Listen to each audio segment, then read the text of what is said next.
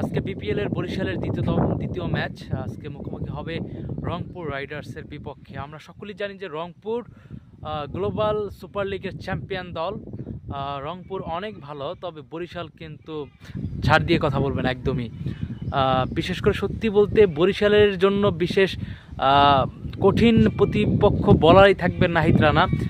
নাহিদ রানাকে যদি একটু ভালোভাবে হ্যান্ডেল করা যায়, আমার মনে হয় যে আজকে বরিশাল খুব তাড়াতাড়ি খুব ইজিলিভাবে সহজেই ম্যাচটা জিততে পারবে।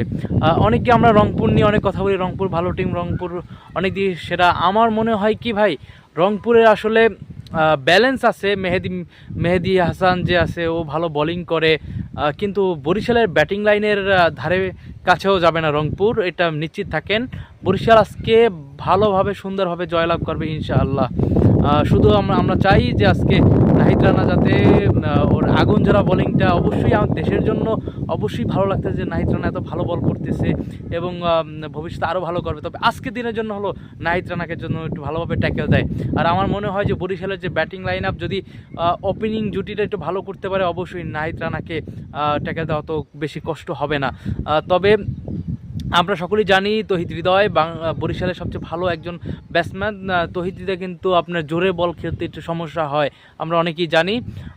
এই ক্ষেত্রে তহিদ হৃদয়কে অবশ্যই সতর্ক হতে হবে। তামিম ইকবাল খুব আর্লি সে আউট হয়ে যাওয়ার প্রবণতা থাকে সুইং বলে।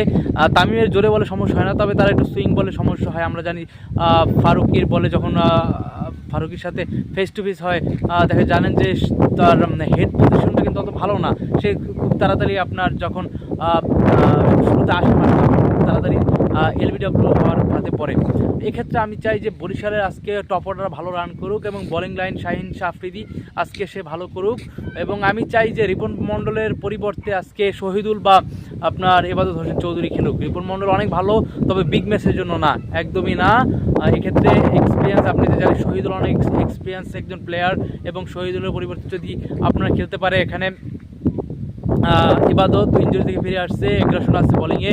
এবং দ্বিতীয়ত আমি চাই এখানে রিশাদ খেলুক। রিশাদে অন্য কোনো এখানে আপনি তানবীরকে বসিয়ে রিশাদকে খেলালে বেশি ভালো হবে, কারণ রাত্রের খেলা, রাত্রে স্পিন মাঠটা একটু সফট হবে, নরম হবে, অবশ্যই ওখানে স্পিন ধরতে পারে।